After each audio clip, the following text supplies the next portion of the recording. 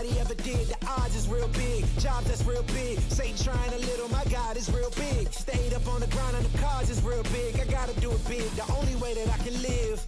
And I promise I'm trying to. Before you count me out, homie, let me remind you. They was blocking the shine, now I think it's my time to. Counting them dollar signs like lights, they'll blind you. Let me rewind to back when I was broke and I couldn't acquire 2 cents. And now I got 2 rents. They was sleeping on me, homie, must have got too big.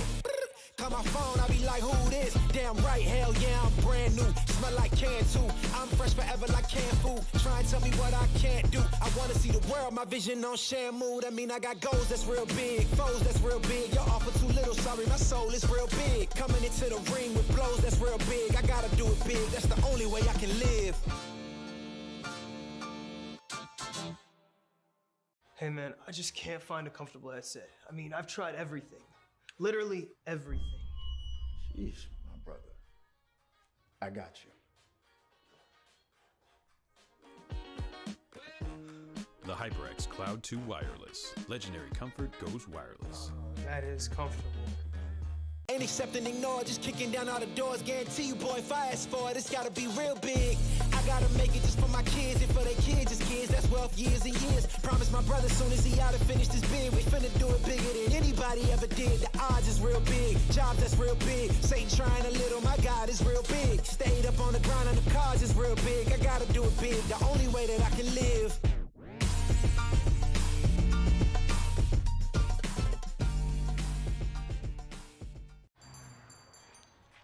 What will you like today? Another Cloud 2 Classic? I'll stick with the usual. Maybe take a little bit off the sides.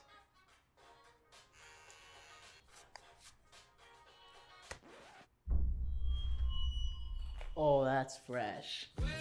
The HyperX Cloud 2 Wireless. Legendary comfort goes wireless. Hey, watch your head. What sound experience would you like today? I'll have the fantasy pack. Good choice. And could you make it a Cloud 2 wireless? On his way, sir.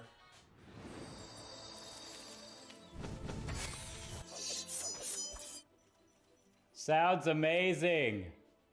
The HyperX Cloud 2 Wireless. Legendary comfort goes wireless.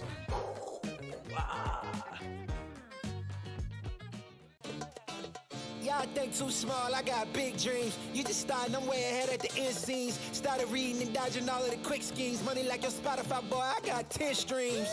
And I'm still looking for more. My people, they got a soar, I'm putting that on the Lord. Ain't accept and ignore, just kicking down all the doors. Guarantee you, boy, if I ask for it, it's gotta be real big. I gotta make it just for my kids and for their kids, just kids. That's wealth years and years. Promise my brother soon as he out and finished his bid, we finna do it bigger than anybody ever did. The odds is real big, jobs that's real big. Satan trying a little, my God is real big. Stayed up on the grind on the cards is real big. I gotta do it big, the only way that I can live. And I promise I'm trying to. Before you count me out, homie, let me remind you. They was blocking the shine, now I think it's my time to. Counting them dollar signs like lights, they'll blind you. Let me rewind to back when I was broke and I couldn't acquire 2 cents. And now I got 2 rents. They was sleeping on me, homie, must have got too big. Call my phone, I be like, who this? Damn right, hell yeah, I'm brand new. Smell like can too. I'm fresh forever like canned food. Try and tell me what I can't do. I wanna see the world, my vision on Shamu. That mean I got goals that's real big, foes that's real big. Your offer too little, sorry, my soul is real big. Coming into the ring with blows that's real big. I gotta do it big, that's the only way I can live. Hey man, I just can't find a comfortable headset. I mean, I've tried everything. Literally everything. Sheesh, my brother. I got you. The HyperX Cloud 2 Wireless. Legendary comfort goes wireless. That is comfortable. Ain't accept and ignore, just kicking down all the doors. Guarantee you, boy, if I ask for it, it's gotta be real big. I gotta make it just for my kids and for their kids, just kids. That's wealth years and years. Promise my brother soon as he out and finished his bid, we finna do it bigger than anybody ever did. The odds is real big, jobs that's real big. Satan trying a little, my God is real big. Stayed up on the grind on the cards is real big. I gotta do it big, the only way that I can live.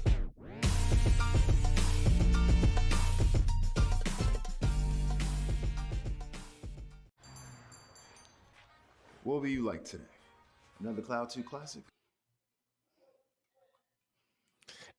And welcome everyone to the ECAC broadcast here on Esports U. My name is Rare Adam. Alongside me tonight is Sochan, and we've got ourselves some League of Legends action here tonight.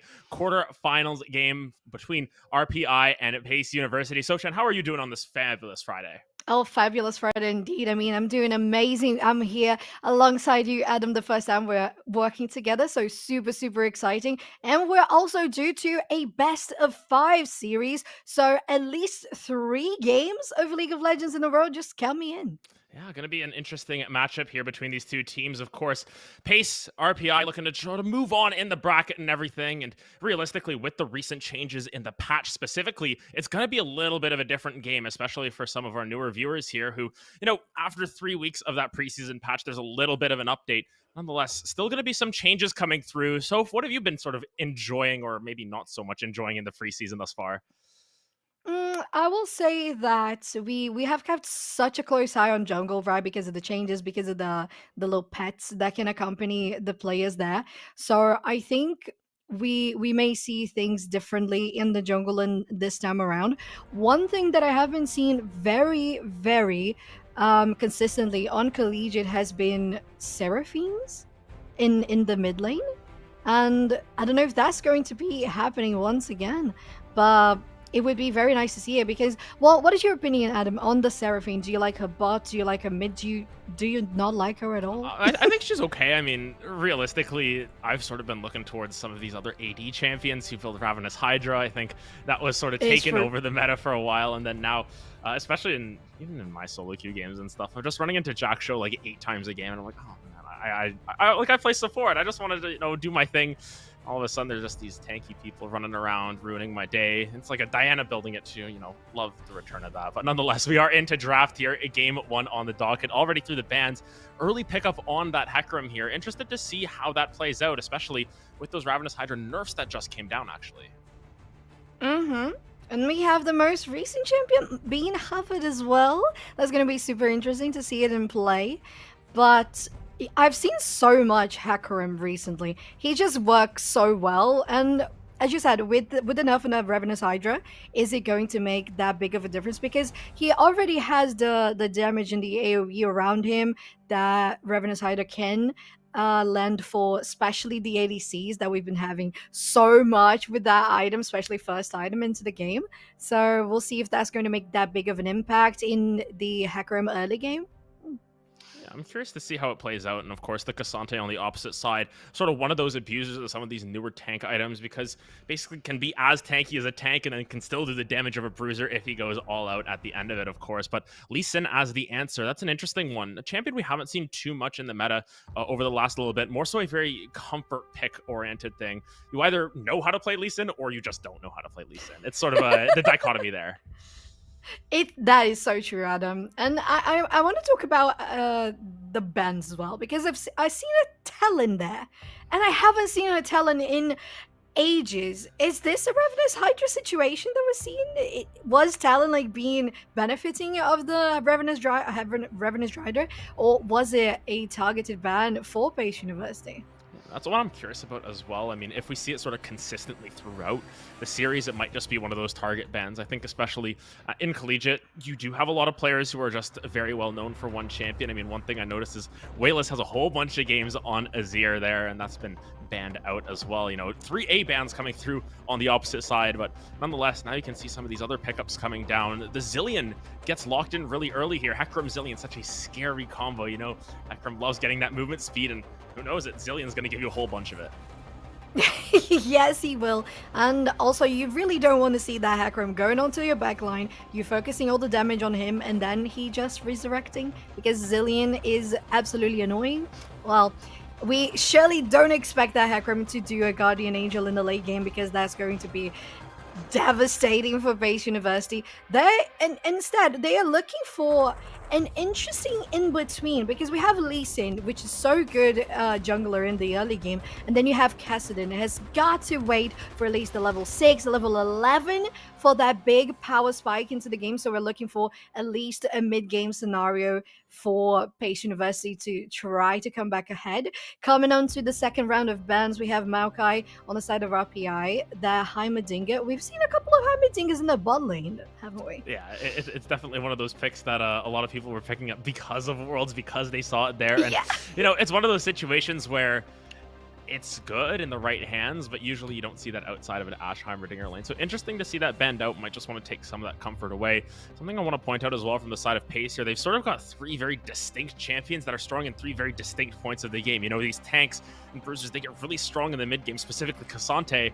After that, they start to get kited out. Of course, Lee Sin extremely strong in the early game. Afterwards, you know, falls off as well. And then Kassadin going to be that late game scaler. So it seems as if they've got all 3 sides of their game covered. Just depends on how they executed it and what they drafted in the bot lane as well, because we're still yet to see any bot lane picks here. Of course, that Zilean can be a little bit flexible, but really nothing picked up in terms of the ADCs. And even with some of these bans, it doesn't seem like they're too worried about taking them away. Just the Samira removed from the table. Yeah, absolutely. Alongside the Zai as well. So it's going to probably just run towards, okay, we got an army. That might be an indicator of Evolution army. But to be fair, Nami works so well with any ADC as a matter. Yeah, I think in regards to the early game of this match, we might be looking towards how it's going to be played towards the bot lane, because as you said, for Pace specifically, we have 3 distinct moments that are going to be great for each of these champions. So you have to find at least one common thread, and it might be on the bot lane and getting those early drakes. Oh, Zeri! Would you look at her? Would you look at that? Yeah, I mean, Zeri getting picked up recently got a relatively large rework there where her bullet pierce on her E specifically now isn't just 3 shots. It is a duration-based event, sort of the same deal as how Saber's Ricochet got changed. Her ultimate got a little bit of that extra magic damage on hit taken away, but her chain lightning is longer. Her W has a little bit of a quicker cast time and does physical damage instead. So a lot of changes coming through to Zeri. One thing that they did take away was a whole bunch of range on her Q, which was nice and scary, but nonetheless, you can see the answer from RPI here. They picked that Zeri. They indicate the Zilean's going to be that support. Now the Akali going to come through in that mid lane, but overall, it's going to be interesting to see this new Zeri sort of tooled up and ready to go against the likes of the Lucian Nami, which is very likely to come down, especially since Lucian very strong at level 2, but also has this build where they scale really well into the later stages. Navori Quickblades has been a blessing for Lucian. Yeah, I totally agree. And I think specifically at level 2, as you mentioned, we might see Pizza Pie trying to get the double bombs. But of course, you're Lucian at level 2, you have to dash. So you're going to be fine. And if you go a little too forward, you might be bubbled up by Nami. So that might be a bad scenario for them. We might be waiting to see Hecarim coming into that lane for some action to come, especially from RPI side. Whereas Pace, especially with the Lee Sin, they're looking to gather all the aggression in this bot lane, maybe in the top lane as well, but especially here in the bot lane, because with that combo that you have, you really are not wanting to spend any sort of second not getting the pressure on that. Yeah, I think the main thing about this Lee Sin as well is that you have all of that early game pressure. You've got a very strong lane in the bot lane. I feel as if they're just going to be ganking that on repeat. And while Zeri's laning phase not as strong as it was before because she doesn't have, 850 range on her Q or anything like that, and Zilean, takes a little while to ramp up, I think that might be the target for Pace in that regards. But on the flip side, you see what RPI have drafted for themselves. We sort of skimmed over this pick earlier. The Darius comes through into the Cassante. Definitely going to be putting the most recent champion to League of Legends under a little bit of pressure there on that top side. And now this Hecarim as well has a lot of gank opportunities, potentially on the top side, maybe even in that mid lane before level 6, because as you said, as we see, it's the Akali versus the Kassadin. The Kassadin takes a long time to ramp up. Yes, he does. And I mean, you have 2 champions there. They're melee. They are AP damage. So they are kind of similar in those regards, but Akali is going to be able to clear the wave so much more efficiently than Kassadin in the early game. She's going to be able to stun and get more CC down and just go in a much faster pace than Kassadin can do, as you mentioned, especially because of the scaling. So I totally agree. We might see JCQ coming with Hecarim in the mid lane, trying to get the pressure there. So you just leave Kassadin underneath the tower. You get all the pressure there. You don't let them farm anything because as soon as the levels come, and if you let Pace University get to that online stage, if you nail a good defense on the bottom, if you let it go for the late game, that Kassadin is going to be so explosive, and you do not want to fight against that. Exactly. It's always about checking the clock. I used to actually have a prop clock around here where I just hold it up and be like, it's almost Kassadin time, or whenever Kale was in the game, 16 out of 16, got to keep an eye on the clock. But nonetheless, I have one final question. It's my favorite question when I get to play by play. It's my least favorite caster when I'm color casting. Who is going to take game 1 here? What is your prediction here in game number 1? Oh, damn. I don't know, this is a really, really close one in regards to draft, because we mentioned so many things that combo well in early, mid, and late game for both of these teams. I would definitely say that Pace has got a better curve because of the Kassadin. But at the same time, the pressure that Hecarim can do and how solid Darius can be in the mid to late stages of the game, alongside the Zerian mobility with Akali as well, I think there's so much room for both teams to shine. So it's really going to depend on those early Drakes, the early Heralds, and how they're going to manage getting key champions like the Kassadin under the tower and denied throughout the rest of the game. So we'll have to see if the prediction comes through in spades, or potentially there is an upset in the books. RPI a little bit favored here, I think, overall, just based even on solo queue ranks, but you never want to say die if you're the side of Pace University. Unfortunately, we're going to head to a short break here while we get ready for a game, but when we're back, we'll be on to the rift with game number 1. I'll stick with the usual. Maybe take a little bit off the sides.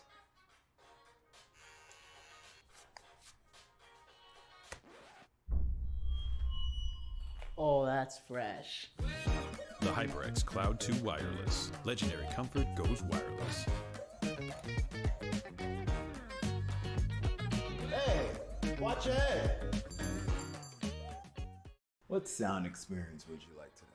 I'll have the fantasy pack. Good choice. And could you make it a Cloud 2 wireless? On his way, sir.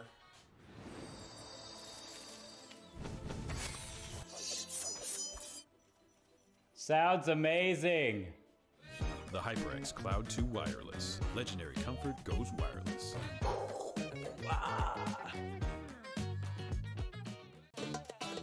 Y'all think too small, I got big dreams. You just starting, I'm way ahead at the end scenes. Started reading and dodging all of the quick schemes. Money like your Spotify, boy, I got 10 streams. And I'm still looking for more. My people, they got a soar, I'm putting that on the Lord. Ain't accepting, ignore, just kicking down all the doors. Guarantee you, boy, if I ask for it, it's gotta be real big.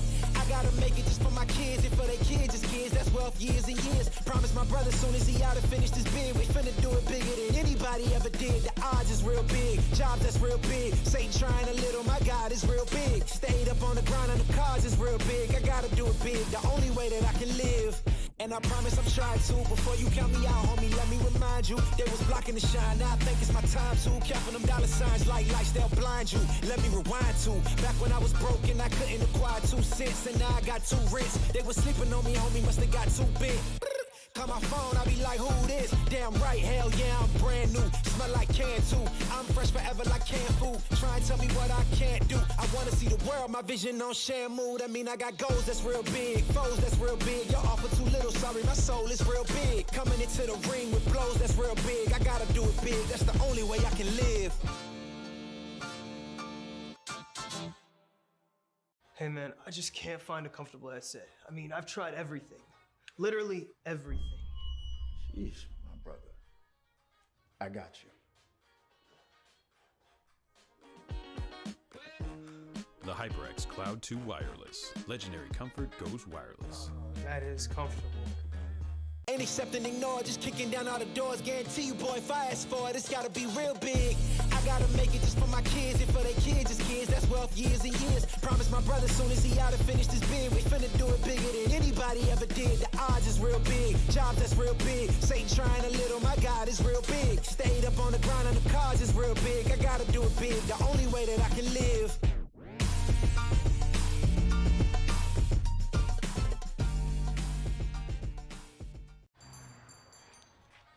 What will you like today? Another Cloud 2 classic? I'll stick with the usual. Maybe take a little bit off the sides.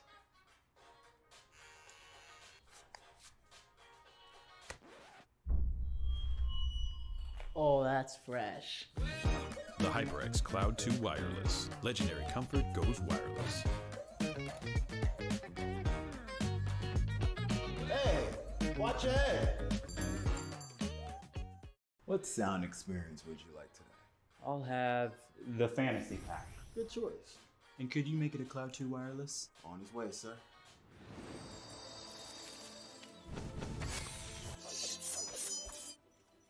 Sounds amazing. The HyperX Cloud 2 Wireless. Legendary comfort goes wireless.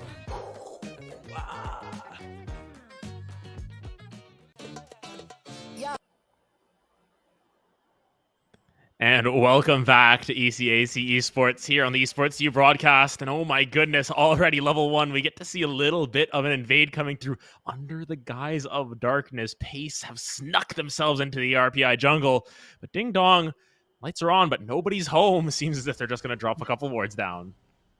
Yes, they are. It's so funny when things like that happen, isn't it? Or maybe they're gonna be watching. Maybe they're gonna get this Zeri here as exotic. No, they're just fine. It's just so interesting when things like that happen because I don't know if RPI has any idea of all the rotation that Pace has done, placing in the ward and then coming back into their own jungle. Yeah, it's a little bit strange, you know, they just ships passing in the night, just going by each other there, none the wiser in that situation. And now everything just gonna end up as normal, you know. It's gonna be JQC Boz on that top side of the map, clearing out that blue buff, gonna be clearing down towards that bot lane. Interestingly enough, Nitro gonna be clearing towards that top side of the map, so potentially just going for some full clears here back and forth. As expected here, it's just going to be the Zeri Zillion chilling in this lane. And already they have that front bush warded there just in case anything crazy goes down. Yes, just in case. In regards to the jungle there, we can talk about how Polytechnic is going to try to go for the rotation to the bot lane because of the blue buff. We have Lee Sin going for, most likely, as you said, for that full clear because they just trust that Nami and Lucian is going to be fine on their own, and then they can come back and try to help. But as we said in the draft, we have Akali doing some pressure here against the Kassadin, and I don't know, Adam, do you think we're going to see? Oh, look at that. So much damage already on RPI. But do you think we're going to see an early gank from Hakram here in the bot lane? I feel like it's a potential coming through from JQC here. You know, they're already pathing down there, but look at where the wave is sort of stationed as well. You can see Vision Leaf put in that river there by the side of RPI as well. They want to get eyes on Nitro, but Nitro's still going to be going in for a little bit of an invade here. JQC needs to be careful, but it might just be a long wraparound. This could be trouble. RPI's bot lane is way pushed up here. I think they might sniff it out here. Will they see Nitro coming? Yes, they do. And now off to the races they go. Execute doesn't have that dash. Gonna get caught with that resonating strike. It's gonna be first blood going to the side of Pace, and now chasing down Pizza Pie 12. Gonna be flashed over the wall as Nitro. They're looking for more. Another bell rung there as a double kill comes through for the Lee Sin. Great early gank from Pace's jungler. Yeah, Pace really looking neat in this early engages. We saw them being super confident in getting the ward in the red buff and the blue side of the map. Then, even if we thought the Lee Sin was going to go for a full clear, they just took down that side of the jungle. They came back here in the lane, got a flank going, and also a gank here in the mid lane. Nice dodge from Akali. He's going to avoid any further skirmishes. But nice job from Pace in these early, just 3 minutes of Summoner's Rift. Yeah, and you know what? Sort of living up to their school name, increasing the pace of this game, finding that early double kill there. Of course, still going to be Exithy and Pizza Pie now trying to freeze this wave the best as possible. But, you know, Pizza Pie going to have to cry the Amumu present there, taking so much damage on the way out. Nitro, though, going to be the benefactor of both of those kills, finding themselves the timeout early. And, gee, I wonder what's a really strong item on junglers. Would it be perhaps Ravenous Hydra they're going for first item here? Oh, would that be the case? I don't know. Maybe that first item there on Nitro's hands is looking a little suspicious, I would say. But it's looking very nice for pace at this time. We have the Lee Sin on 2 kills already, bot lane with 2 assists each champion. So it's very, very nice. Setting them up for a good Drake. They have the vision, and the Scuttle Crab is probably going to expire in a little bit. But it's definitely enough to try and keep an eye on where Hecarim is going to be. And the lanes are going well. So I think RPI right now just needs to try to scale and keep on farming. And be wary of Nitro. Nitro's going over the wall, Wayless. Trying to do that backflip out of there. Not going to be able to get out. I think they flashed and they realized, man, nice Shurikens on the wrong side of that fight. It's 3 early kills for Nitro here. As we're talking about, it's about trying to scale up a little bit here. This Zeri Zillion is so potent in the later stages of the game, but if you look at the gold difference here, despite it being 3 gold, or 3 kills up, rather, it is still CS leads across the board for RPI here. Specifically on that top side, it's effectively a kill's worth of gold they have as an advantage, but nonetheless, they're lurking on this bottom side of the map. Evethy going to try and find a way out of this one somehow, some way. Pizza Pie and Evethy just going to be able to walk that one out. Nitro finally misses their mark. After all of the perfect executions in these ganks, Nitro found themselves a little too short on the Sonic wave.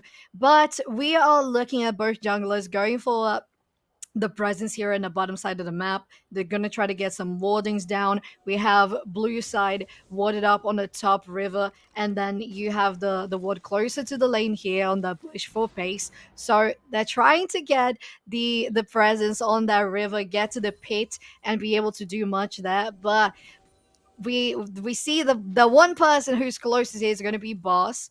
They're going to try to clear some and just make sure that Lucian and Army, okay, you're not going to do anything now here because I'm around. Yeah, I mean, that bot wave is also slow pushing back towards the side of RPI. Not really the best of situations, as they can just sort of clear that out without too much trouble.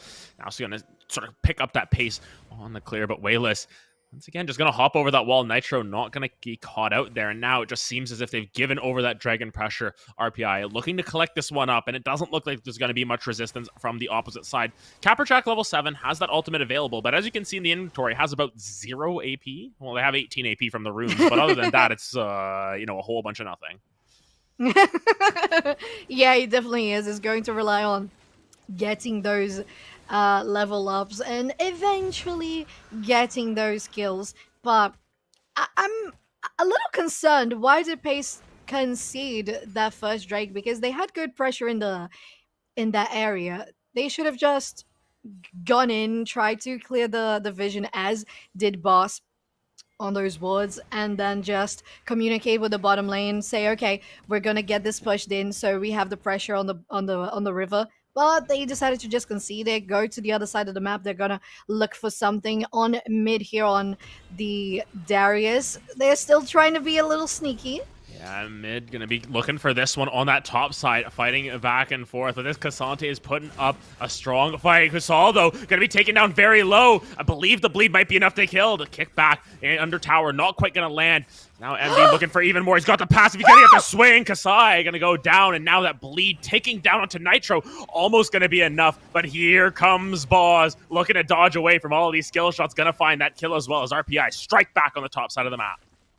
Oh my god, mid. That was amazing. Just sneaking there in the bush, being certain that they had enough damage to take down not only the top laner, but if Nitro came along, and they did also take them instead, Boss is coming, of course, as a Hecarim does, at the speed of light to be able to back you up. So RPI coming up hot with, even though they were 3 kills behind on 3 minutes of the game, they now have the pressure on the objectives, they have the pressure on the lanes, and also getting that distribution of gold throughout the jungle and the top side. So it's starting to look a little better.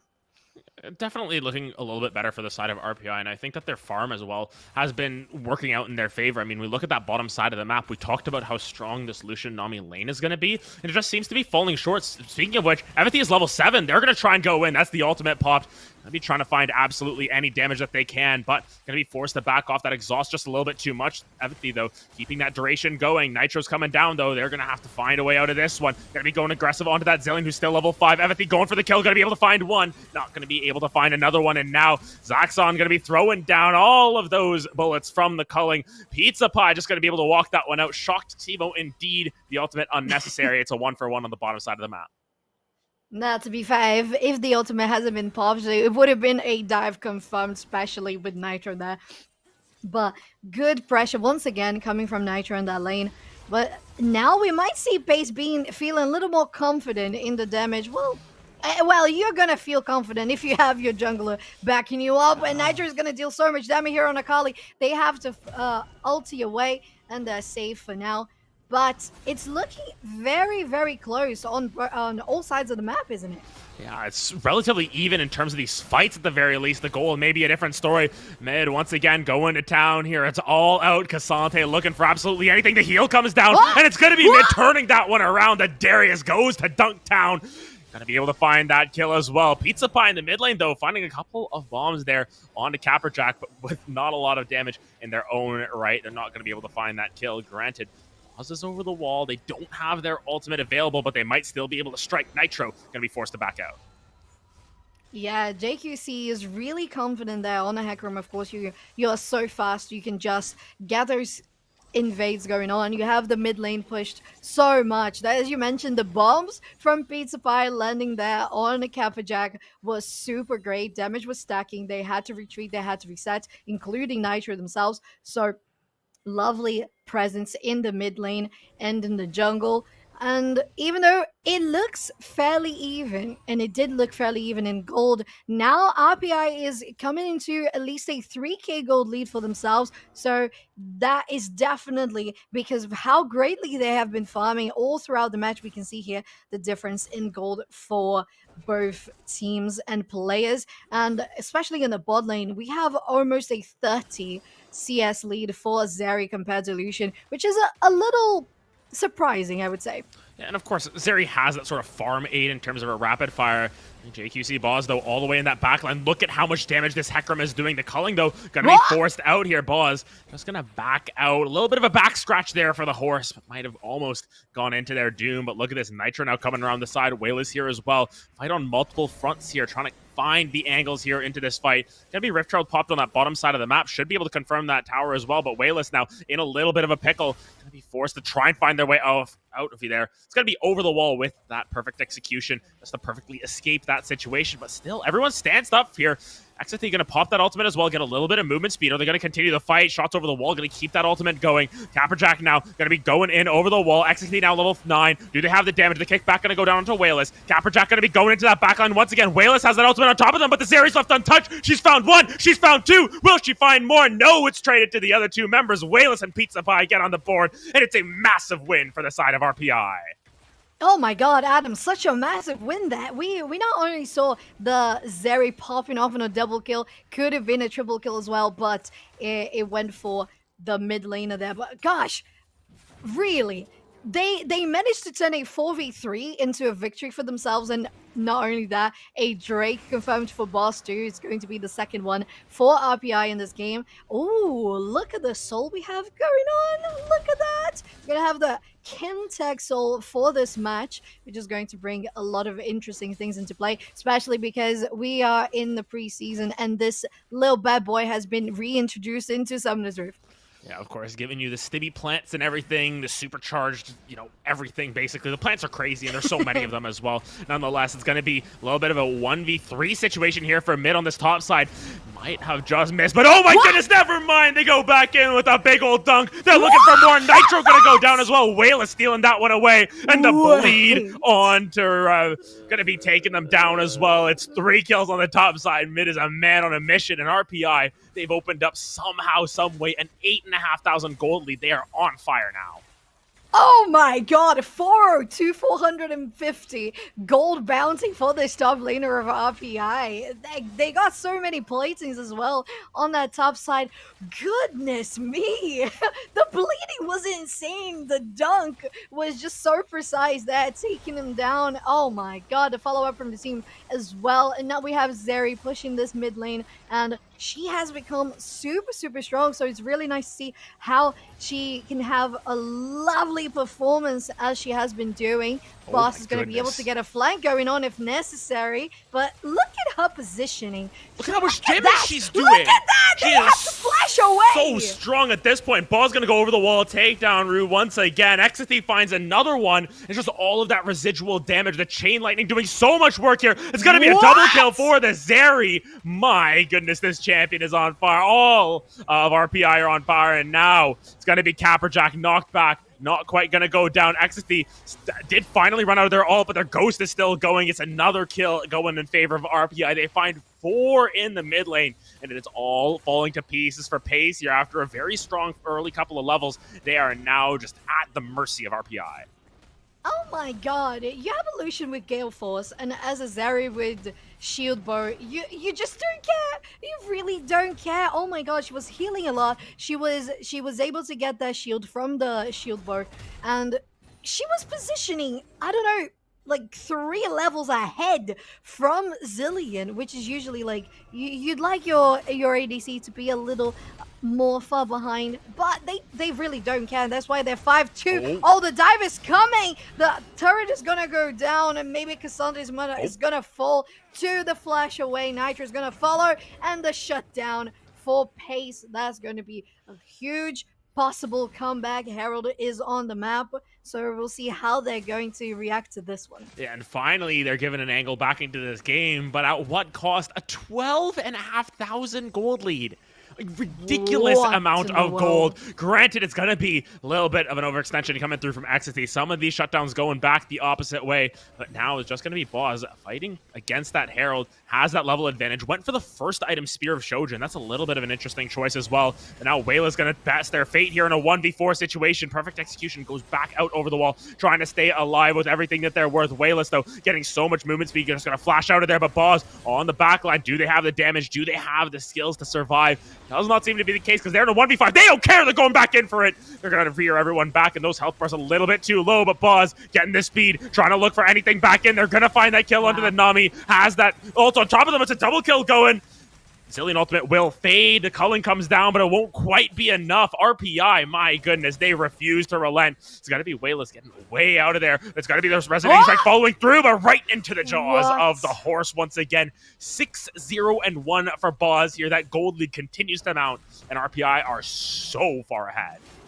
Oh my god, that's really insane. To be fair, I thought that at one point RPI seemed a little too overconfident on that plays. I thought because Zeri had just died there in the mid lane, we had the shutdown on boss as well. On boss? No, on mid in the top lane earlier. And then all of a sudden, even though Nitro had the flank, they had the numbers advantage, they were able to manage to get so much damage. And then exactly as we said in the draft, the Hecarim with the Zillion is going to be able to get to your backline so absolutely quickly. You don't even see the damage coming in, and then you're just down. Adam, look at how this has been growing. And even though they had such big shutdowns for Pace, they're still the 13k gold ahead. It's a massive gold differential right now. I mean, these objective bounties, these gold bounties are really the only way back into the game. But you just look at where the itemization is for some of these players. It's mid a full item ahead at this point. You know, 3,000 gold up or something on that Cassante at this point. Doing math, no, not my strong suit. We're not going to bother with that. But even on the bottom side of the map, it's a full item ahead for the Zeri. In the mid lane, it's half an item ahead for the Sakali. In the jungle, it's a full item ahead for the Hecarim, who had a little bit of a slower start, just farming it out. Nitro, though, going to test their fate, going to try and go over the wall, looking for a steal. See the vision there going over the wall, kicks him out. Not even going to get it, though. It's going to be the Darius cleaning that one up, and Nitro will repent their sins in the gray screen. It's another kill going in favor of Mitoe on the top side of the map. No, I don't even know how mid was able to get that one, because you had Nitro going in with the smite, and they weren't able to secure it. That's definitely a shameful pace, because that first dragon that they conceded in the very first minutes of the game is going to weigh down a little more now. We're coming into the soul point for RPI, and it's going to be even more urgent that you try to get the next one. Then they don't even have positioning now to try to contest the Herald. So far, all of the objectives, all of the buffs have been for RPI, and that's just summing up to all the gold differential that they have been built so far. Yeah, it's a massive gold lead. I mean, this Darius has 2 items. Unfortunately, on the flip side for Kusai, they don't even have a mythic complete. They're not even close to a mythic at this point. It feels like they just got sort of the garage sale of items, trying to survive that lane and trying to keep themselves alive most of the time, and unfortunately not quite working out in their favor. Of course, Nitro going to look on this bottom side of the map, but it's a 4-level difference between this Lee Sin and this Darius. If they so want to take this fight, they may face the consequences mid, though. He baited into a little bit of a 1v4. Wayless on the side. Will they go in here? They've got that perfect execution into the middle of everyone. Look at the damage coming through from the 5-point strike. This ultimate could be massive, but it's Exathy coming through with the static shiv. Procs on that ultimate. It's going to be 1. It's going to be 2. Count them up. It's 3 for the Zeri. Oh my goodness. Wait. The fight continues under the tower. The chain lightning keeps going. Exathy, do you have the damage? Do you have what it takes? It's a quadra kill for the Zeri. Will she find it? Yes, it will be the pentakill going for Exathy. And RPI to clean this game up. What? Oh my lord! This is really showing why this Zeri on the hands of Exathy was so confident all throughout the game, Adam. They were absolutely comfy to be there, so deep into this base. They got the Penta. They have the Herald that might be able to even dance on... Oh no, it's not going to be a dancing Herald on the Nexus. Oh, Nitro goes down as well. And this is looking like the end of the first match. Well, Zeri and Darius have retreated. It's just a 3v4 right now, Adam. But they're still trying to get some damage on this Nexus. The minions are there. I don't know how this is going to go. Yeah, I mean, Boz taking a lot of damage, though. Going to use that ultimate to go back in. It's going to be Kusai going down Wayless in the middle of everyone. But do they have enough healing? Do they have enough damage? It's a double kill going over to the Akali. It seems as if they just want to close out the game. Zaxxon going to do what they can to try and find more damage. Nitro even going to go in, but it's too little too late. RPI take a convincing, a dominating game 1 in 21 minutes and 15 seconds. And my goodness, Zeri's back, baby. Oh my goodness. In a huge way as well. Wow. She is so back. She's on fire. She's on lightning fire.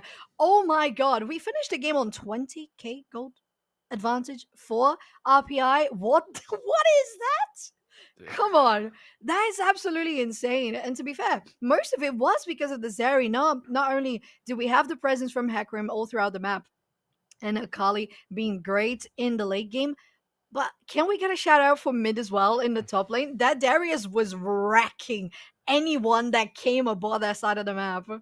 Yeah, and it was just so difficult for the side of Pace to get back into it after a very strong early game. Even still, we pointed out the gold lead. You know, the Zeri wasn't that far behind. She was just farming, biding her time, just waiting for the right moment. And immediately, once they found the fights that went in their advantage, specifically on that top side, that Darius able to find, 2 kills almost by themselves.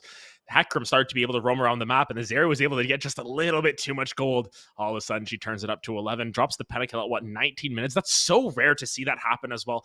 Pentakill in the base at 19 minutes. That just sort of tells how the game went. But of course, we got to look at what game 2 has in store as well. And sort of what are we looking at for Pace to do to sort of get back into this series a little bit?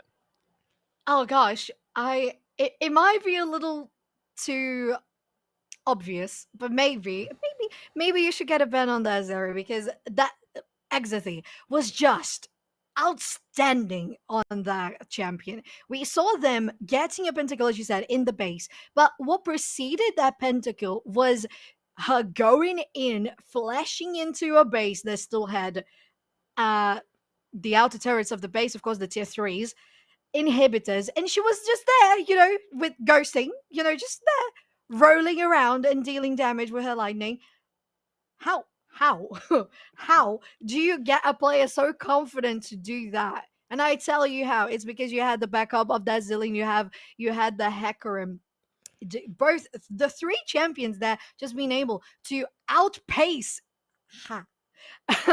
the enemy team and just guarantee so much of outcome from every fight they got themselves into. Of course, there was a little bit of a setback in the beginning, but as we mentioned, they just needed to farm a little bit more. They got a CS lead at one point, and from that moment on, they just grew and took over.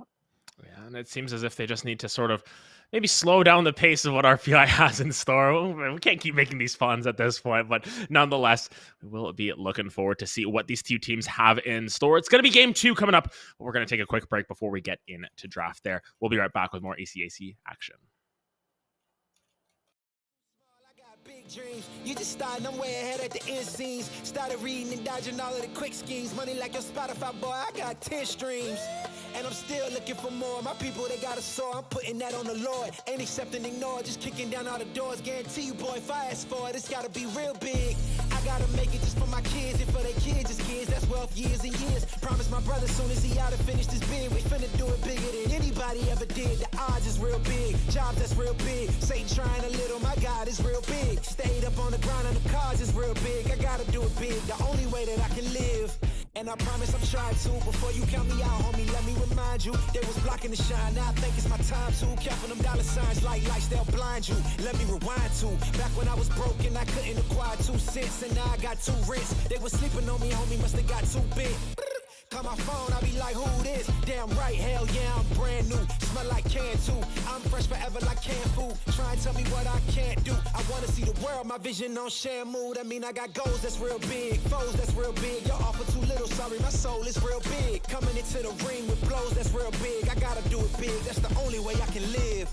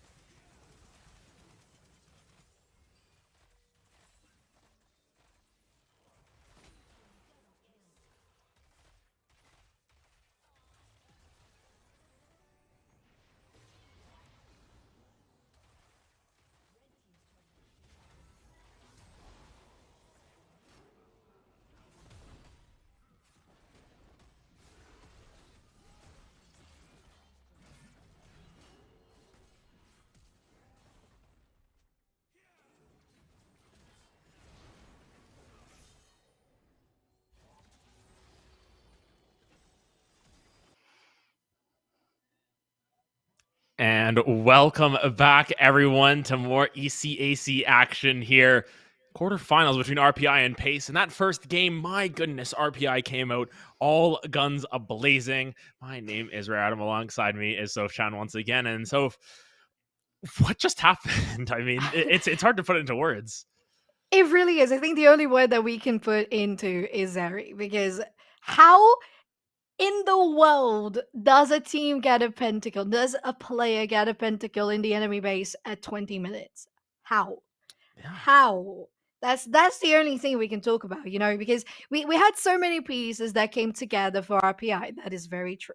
But you have to acknowledge how Zeri was literally the one part that made it to the top, because the way they countered all the attempts from Nitro in the mid game in regards to um, pushing and ganking the bot lane. Hecarim helped so much with guaranteeing all the objectives in the early game as well. So you made sure that Zeri was going to be super comfortable. And that led into Darius being super comfortable in the top lane because Nitro was worried about Zeri. And when they came onto that Darius was just like, this is the Noxus and you have no place around here. Of course, basically just dominating that top lane. And wow, I am absolutely astonished here. Pace banned the Zeri out there. They want nothing to do with that. Would you believe? Yeah, would you believe it at that? But nonetheless, I'm very curious to see how the draft sort of change up here in this way. Of course, it's going to be swapping sides here. RPI Red going to be on the red side, sort of their home turf, so to speak. Pace taking the blue side. I want to see if their draft makes any sort of drastic changes there, because I think that the one bright spot that came through from Pace was that Lee Sin, and I think played the early game very well. It's just that, it never really fell off in that game. It just got out damaged by everything else, and it was just so hard to keep it up. Of course, it's going to be Kusai going back towards that Cassante, so feeling confident in it, but maybe just saying, I want a different matchup this time around. Yeah. Absolutely not surprising at all that we have the Zeri. We maintained most of the bans the same as we did last time, for the difference of, I believe it was a Samira instead of a Zeri in the first round. And yeah, I don't think Pace has to change much. I totally agree with you. Oh, they have the Darius. Oh, they gotta be careful about that one. Wait, is this a lock-in Karthus? Hello? Yeah, it's going to be a complete switch up here. I mean, RPI taking the Darius into that Cassante once again. The matchup worked out perfectly for them, but maybe Pace are just saying, you know what, we want to take that matchup for ourselves. We want to keep it a stack. But I'm curious to see where this Karthus goes, because Karthus jungle, sort of the known factor, Karthus mid, the historical factor, Karthus bot lane, that's the big brain stuff. I want to see if XFE pulls it out. It would be interesting to see that. And I mean, even in the jungle right now, there's a Maokai picked on the opposite side. Maokai's jungle clear is like okay and everything, but it's not Karthus' jungle clear. Karthus' jungle has the fastest clear by like a solid 15 seconds over the rest of the jungle cast. And that is so insane in the early game. But to be fair, one thing that would make that such a good advantage was how League was previously, where we had 3:15 the first Scuttle Crab. Now we have that extra 15 seconds for the enemy jungler to be a little more okay, especially if you're a Maokai. You're a little slow, but you definitely have great potential. 14 fights in the late game, and especially as soon as you reach the level 6 ganks. We have a Kai'Sa confirmed for Pace. I really like that. I think there's a lot that can be done with the Kai'Sa. You're able to be as well as safe, but also a good scaler throughout the game. You get very nice points all throughout it. You're not just good at one stage, where when we talk about Kassadin, is something that we really expect that to happen. I don't. Is this solo queue? Are we looking at the right draft? Is this correct? I think this is correct, and I think this is RPI just saying, listen, if we won game one like that, let us play our favorite champions. We're going to sort of show off a little bit here. I mean, Wayla's pulling out the Zed. Statistically, Zed is one of the best mid laners right now. And it's a little bit shocking to see that, they're sort of thriving in this tankier meta. But, Eclipse is such a strong item. You have so many different options. Serral does is a great item. Black Cleaver's a great item. You have a lot of ways to sort of cut through the enemy defenses here. And realistically, you need an 80 mid laner, because you're sort of revealing that your Karthus going to be the one AP source wherever that goes. Whether that goes jungle or whether that goes bot lane at this point is yet to be determined. But of course, the rest of the bans coming down, the Zillion going to be taken off of the table. Pace just really want to play as far away from that last game as possible. They want to take away as many factors. They'd rather just play a completely different game. Granted, that top lane matchup already going to remain the same. We'll have to see how the rest of the map goes, especially now there's a Zed picked and a Kai'Sa on the opposite side. That Kai'Sa, oh man, she's going to have the time of her life. Oh yeah, she is, and it's gonna be so much easier if you're a Kai'Sa. You're gonna have so much possibility to defend yourself from the Zed if you have a nice support with you. If they can peel you off, you just get the shield from your ulti. You're in a good spot. You're not going to take the damage. You may even dodge some shurikens there. And oh, wait, Zaya is not on the table, so it's not going to be a Zaya Rakan. It's going to be Rakan. I don't know. What could be filled in this spot? Would we think about a Lucian? I don't know if they match that much. No, I think they're just picking champions that they like at this point, realistically. I mean, you get a Zed picked R3 here. They're going to try and have as much fun as possible. I mean, the Vexa on the opposite side is a very strong counter pick. You know, you have that fear charged up. If Zed opts to go in for that fight, you know, just going to get feared away in that regard. But I mean, even on the bot side, you know, Kai'Sa has ways to deal with Zed, as you were mentioning, but if the Zed gets a little bit too fed, all of a sudden those avenues become zero, and it's just like, well, I am playing AD carry in Season 13 where there's assassins running around everywhere, there are tanks running around everywhere, and just not having fun. This brings a different swing to things. That might be Maokai support, actually, and I don't actually hate this that much. Yeah, I will... I will know if I actually hate this or not whenever I see this ADC for RPI. Because... Okay, gimme, please. Gimme. I am just so intrigued by these two comps. For real. RPI really looks like they're just going for their comfy picks. Pace is going for maybe counters. It's Karthus bot lane. It's Karthus bot lane. It's Karthus APC. What in the world are we casting tonight? Hold on. Where's the Zed? Is the Zed going jungle? Do we or do we have an orange jungle? Gosh, Zed jungle was a thing like ages ago. Zed jungle like is a thing, and I mean realistically, anyone has a jungle clear now with the sort of changes. You know, it is possible. Try Jinx jungle, don't do it; it's very bad. But at least you can clear. You can clear, and that's the main part, right? Like that's sort of the important thing for all of these junglers. It just really depends on who actually goes there, because realistically, you're not playing like something crazy like Ornn Rakan bot lane. I think that that's a little bit too far gone at that point, in which case, you know, the Kai'Sa's going to have a pretty fun time at that. But, you know, if it's Zed jungle, if it's Darius jungle, you know, there's a couple of different options as to who could go there. I'm curious as to what RPI are doing here, because I think that they showed us their potential in game number 1, and they're just, you know, sort of having a little bit more fun with this game number 2. But it could be to their detriment here, because you look at the opposite side and the Pace team they've got a really well-rounded team comp. Yes, I was going to say, RPI, you have to be so confident and sure about your comp right now, because this can go so wrong. Just so wrong. You have Vax, which was a lovely counter for the Zed wherever he is in the map, I would say. Even if he's not in the mid lane, even if we have a Darius jungle lord, it just feels so weird to say those words together. You know, like Darius jungle, on jungle. Yeah, I don't know. It sounds a little bit weird, but I mean, at the very least, we'll get some answers on the opposite side of this break here. We're going to see if RPI Red are able to take down the 2-0 series over Pace University, or if the Metacomp from this side, Metacomp will win out against the what the heck is going on comp. We'll find out. We're going to take a short break here. When we're back, we'll be on to the Rift.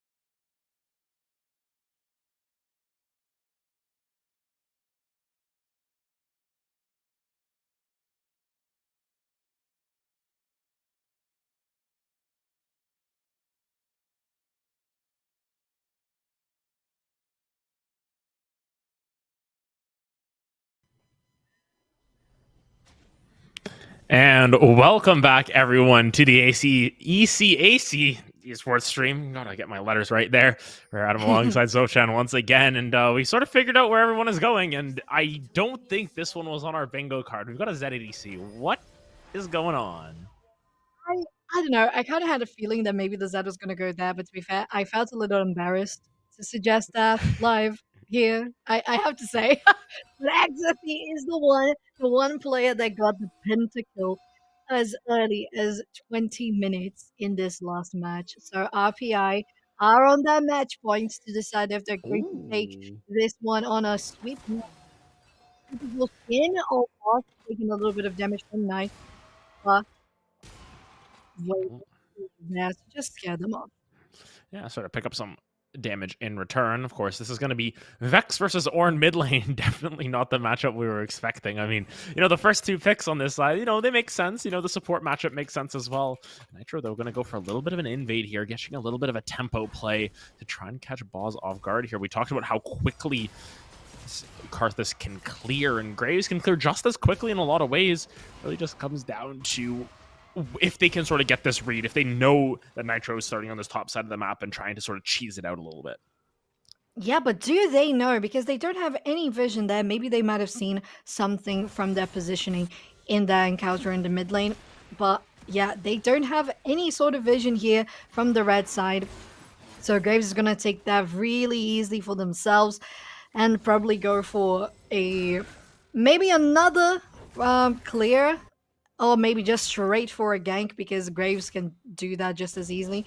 Maybe try to get an ambush on boss. They are arriving, so we might see the encounter of the two junglers. Yeah, they look to be a little aware of the presence of Nitro here. They're just going to back away since they know that the buffs are no longer there. Yeah, basically just being aware of what is going on. Ball's going to try and go over the wall. Almost able to steal that one away, but not quite. Nitro, they're going to have to go back over. Has the ghost. No flash. First blood are going to be going over to Boz. They may have lost some of those camps on the top side, but they will be laughing to the bank with an extra little bit of gold in their pocket. First blood going their way, and immediately they just go into the enemy jungle. They're walking there. Yes, they are. As fast as a Karthus can walk. Or maybe levitate, probably. Yeah. Whatever they do.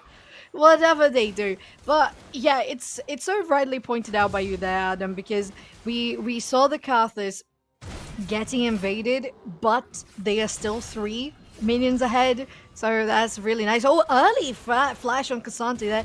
Kasai is going to be getting away from that one, but Boz is finding themselves in a 2v1 flash over the wall. Oh! Ooh, gets caught out just a little bit too far out of position. It was the early turnover from Capperjack. Unfortunately, Whale is not able to respond, and Boz a little bit too greedy there. Did get the smite down on the blue buff, but unfortunately will cough up the buffs to the opponent jungler once again. Mid, almost able to find that pull as Kasai always just tempting fate every single time. Cassante versus Darius matchup, though, going a lot better this time around. Yes, it really is, and I think it definitely goes coming from the fact that bot lane though they don't even want to let me talk. Yeah, it's going to be Exathy going in with a lot of damage here on the Zed. It seems as if Rue is going to be the sacrificial lamb. Lots of damage being taken on both sides here. Rue just sort of trying to run into tower here. Exathy going to be able to collect that kill with a nice little spin of those blades. Going to be keeping Zaxxon alive. Rue giving over a kill to that Zed, and you do not want to let that champion snowball up. Yes, you really do not. But surprisingly enough, we have seen this Ornn being so proactive around the map, getting roams, getting clears on wards, and definitely getting the backup for boss. Precisely what got them the first blood for RPI. But what I was going to mention is I believe the top lane matchup is going much better now, even though it's still very dominant for mid on the Darius. Kasai already doesn't have both their summoner spells, but it definitely comes from the fact that they don't have a Hecarim anymore. So it's not going to be as much presence or as much fear onto that lane as you can feel when you have a Hecarim on the opposite side. Yeah. But Yeah, I was just going to say, in the mid lane there, you have a Vex that was supposed to counter the Zed, and then all of a sudden you're a Vex against the Norn. Yeah, you're feeling a little bit worse for wear there. I mean, as you mentioned, the CS doing a little bit better for Kasai, but with no summoners available, going to be a little bit of a challenge with Boz on this bottom side. Where does the Wall of Pain land? Does not land onto Zaxxon. The flash forward from Pizza Pie will be punished, but once again, it might be a case of them collecting what they can. Rue gonna get that flash out of there, and now both summoners, or both flashes at least, down on the bottom side of the map for Pace. They're gonna have to play carefully now, especially considering Exathy with that flash available, with all the damage that Zed can provide, still so omnipresent on this map. Well, at least right now they know that they managed to escape. There was a flash burnt, but at the end of the day, Zaxxon was healthy enough, and especially that move speed from the E was just as close to get them away from the knockup from Pizza Pie. And that's nice for them. They saw that Boss was out of mana. Karthus can do absolutely nothing with no mana. So they knew that this bot lane was going to reset, just as did that jungler. Nitro, though, is coming for aggression here once again. I believe they got it, did they? Yeah, Boz got it. Boz got the smite down, so at the very least, they get that sort of extra little bit of money on the camp. They get the stack on the pet, basically, of note this time around. Interesting choices. Last time, both of the junglers picked Bulbasaur as their starter. This time around, Nitro with the Charmander and Boz with the Squirtle. So interesting to see that they opted to go for the Gustwalker there. You get a little bit more movement speed sort of going through your jungle, cleared it a little bit quicker when you get that movement speed. Honestly, like the extra damage that you get with that with the fire starter there might be more beneficial when you're dropping your ult down. Really just depends on how you're feeling. I guess it all comes down to personal preference at the end of the day. Preference, though, on this bottom side of the map is to play as aggressive as possible, knowing that Zaxxon does not have that flash, neither does Rue. They're trying to find anything that they can to try and punish this Kai'Sa before she gets the ball rolling. And I want to mention how Nitro is still so aggressive in those invades. They're managing it because they know Karthus is just so immobile. They can just get into the jungle, steal those camps away. And right now, that is actually working better than in the beginning of the game. We might have something going on here on Wayless because the follow-up from Nitro has arrived. Damage from Akali is going to be able to land a knock-up, but it's not enough. Nice kill for Pace and equalizing on a 2-2 on the scoreboard. Yeah, but meanwhile, knockup coming down. Rue taking so much damage already. They're going to fall victim to Exathy once again. This bottom side of the map is going well in favor of RPI, despite the, I won't even say, side meta, off meta. It's just what is going on with Exathy. And meanwhile, on that top side of the map, the Darius finds a kill. We actually get a quick time replay of that one while Exathy was finding the kill bot side. It's going to go in just under the tower. Big dunk, big spin. That's how you get it done. Just go in there, all of your summoners. Just get that damage down. Yeah, just get that damage down. And then you don't even have an ignite and you don't need it. You have the bleeding from the Darius passive is going to be enough. You have Flash, you have Ghost. So you're just going to be able to get those platings as well. Get back to safety. But one thing I was mentioning is how it's nice to see a full pace because they need this game to continue on to the series. Is that Nitro found themselves in a good spot to successfully steal and not fall back, because I felt that it happened quite a lot in the last game. Lee Sin was doing well in those early ganks, but then all of a sudden they were falling behind in gold. So I think that is really good for pace right now. I would just expect to see Nitro going on other lanes to maybe just allow the other players to have a little bit of a share of this gold. Yeah, definitely just sort of building up over the course of time here. Very curious to see how these teams are going to be able to execute in their later game, because thus far it's a slower early game from both of these teams. Last time around, Pace was finding these ganks with the Lee Sin. They were able to sort of increase the tempo, and RPI basically just matched that and were able to outpace them as time went on. Now you can just see it's just a little bit slower, and it's giving time for sort of CSing, farming up, just waiting for the right fights in these situations. Of note, First Dragon just now going to be started up by the side of RPI. Not going to get a repeat on that Chemtech Soul as that is the First Dragon. Meanwhile, Exathy just getting plates on this bottom side, and you can already see 2 kills, got that 200 gold. bounty on their head. They've got the Ravenous Hydra already complete. The Zed is going to be pretty difficult to deal with as time goes on. Of course, top side, mid, in a little bit of a situation for themselves. The 1v3 is going to take them down. The ultimate from the Karthus, not quite stacked up enough yet, so Kasai will live. It's a nice pickup on to mid on the top side. Yeah, we see that this time around Pace has got more pressure. They managed to at least get the dominance on the top side, get the Herald for themselves. But once again, I have to say, how is this on just able to get so much of roaming potential? It's an Ornn we're talking about. You'd expect that even more from Exithy on the Z, but it's coming from Wayless, and they're going to push and pressure this one to get the turrets. They're just going to be around, no need to be spotted. And Nitro, once again, is not done with stealing that top side of the red jungle. And of course, it's actually going to be the quickness going in on to Zaxxon. Zaxxon will not live to tell the tale. Rue going to be forced to flash out with that backwards ultimate as well. Exithy finding the third kill of the game. And yes, it's just turned into vertical jungling. Once again, you get a little bit more space on this bottom side of the map. You know you've got that strong Zed there. Meanwhile, your top side not going to be as important. Granted, Boz bites off more than they can chew. They go down. Ornhorn going to come down, but it's just a little bit too late. The damage on Rue not quite going to be enough in the Karthus passive.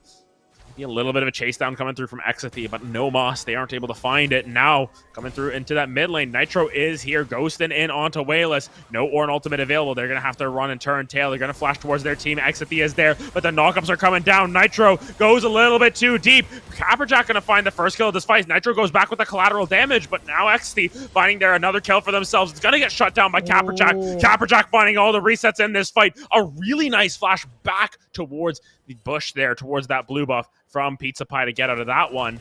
All of a sudden, Caperjack 4-0-2 on this Vex. Hold the door. This game not quite as over as it looks. I am very happy to see that happening because at one point we just saw the jungles just switching around in the sides. We had Nitro on the red side, we had Buzz on the blue side, but then all of a sudden Pace turned it around with having Caperjack just around the corner, getting the backup for themselves. And that was so great. You had the help from Rue as well.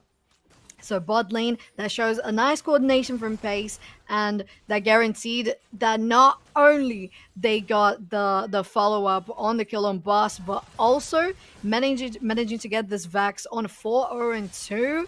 That was really, really nice. And it was super confident from Nitro as well to go in so deep on that one. And once again, they find themselves in a little bit of a scuffle. Yeah, Nitro going to get knocked up, bounced around. It's a bounce house for the Graves. They did not want to go to the birthday party, but unfortunately, it's going to be a party going the opposite way. Another kill going in favor of RPI. Now, what do they do off the back end of this? Dragon not spawning for another little bit, another minute and 45 seconds. Yet on this top side of the map, Kusai definitely doing a better job in this matchup, sort of figure out that if there isn't that constant pressure coming the opposite way, if they can keep the wave state in a good position, they're going to be okay on that top side of the map, and that's exactly the case thus far. Granted, first tower should be collected here by RPI on this bottom side, just denying as much CS as possible, as much money from this Kais, as once again, Exithy's got a 40 CS lead. While top side, Sai got to be careful going under the tower once again. Mid, not going to follow through with that one.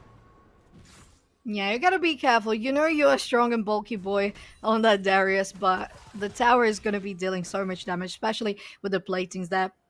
But I totally agree with you, and I want to highlight is the same as you did, Exithy, with the CS lead is really making all the difference for RPI. Oh, is it going to be another dive? No, I don't think it is. It's just the Darius getting a little bit of pressure, but they're fine for the moment. And it's going to be a Rift Herald charge as well in that mid lane. Not going to get anything really for it. It's damage onto the turret, but plates have already fallen. So a little bit of a lower value Herald, all things considered, because you didn't get any instant gold. And now you look at the items coming through. Second mythic of the game going to come down from Wayless here. It is the Radiant Virtue. So opting for a little bit more of a supportive mythic, really based around using that ultimate, giving that healing to the team as well.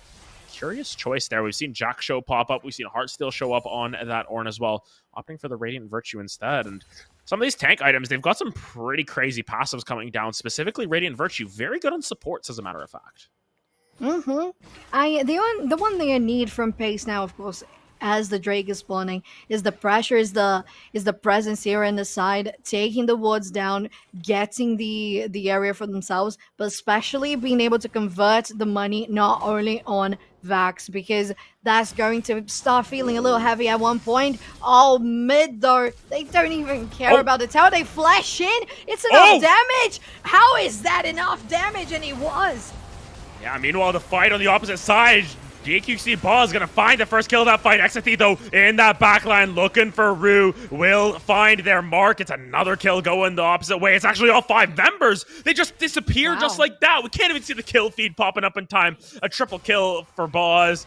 And all of a sudden, as soon as we said, this game a lot closer, RPI said, nope, we're going to bust this game wide open. And now going to be taking down that dragon. The body's littered across the river. That gold lead starting to mount up once again, has grown to about 5,000 gold. Could grow even more with these towers taking damage. And that's exactly what you mentioned earlier, right, Adam? We talked about how Zaxxan could be in a good spot with the Kai'Sa, but they really needed the backup and the protection from their team. And, well, it just didn't happen for RPI to win that fight. It's exactly how they should have done it. They had Exathy and Boss in the perfect spots to deal the damage. They are so squishy on the Karthus, on the Zed, but they can deal so much damage, and they did, and that basically resulted in such an early ace for RPI. So it's looking a little more similar to the last game in that regard, as they're starting to build even more of a lead in CS. Once again, they're going to have the pressure onto the second herald of the game, and oh my god, suddenly it's turned into a 5k gold lead. There's just something random float. What's that in the sky? You see that just sort of floating around? I don't know what that is, but that sort of distracted me for a long. Hey, you see that? Yeah. What's going on? Jumped.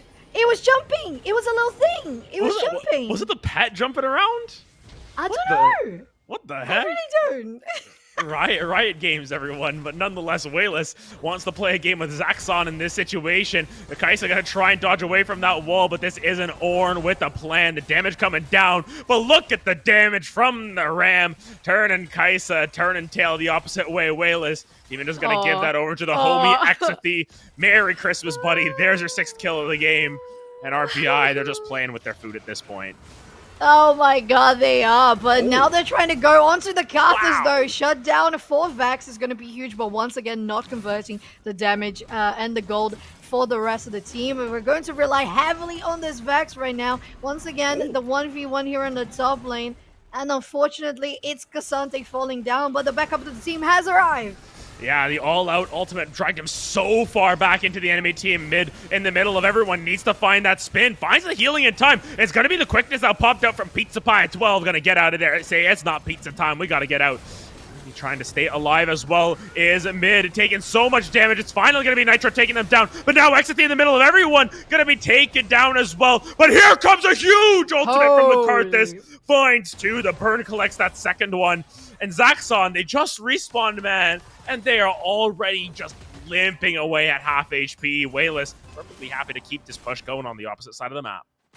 Oh my god. Who would have think that at the end of the day we would have such a healthy Ornn at the bottom lane and still being able to 1v1 the ADC, being able to give the last hit for Exathy as they have been doing in the last game, giving the pentakill for Zeri, and the shutdown, the execute from Boss on that ultimate was really juicy to watch. And to be fair, it was very close to a triple kill as well. So as soon as this Castus gets even more items on that bag, it's going to be much more difficult to try to sustain yourselves when so much damage is coming around. Yeah, and Ball's just sort of biting off more than they can chew. Forced to flash away. Rue gonna follow through with that twisted advance, but now the fears come down. It's gonna be Pizza Pie sort of sacrificing themselves, just trying to buy as much time. Actually, Pizza Pie stays alive, and maybe Zaxxon picking up that shutdown on the Karthus once again. No Requiem to come down.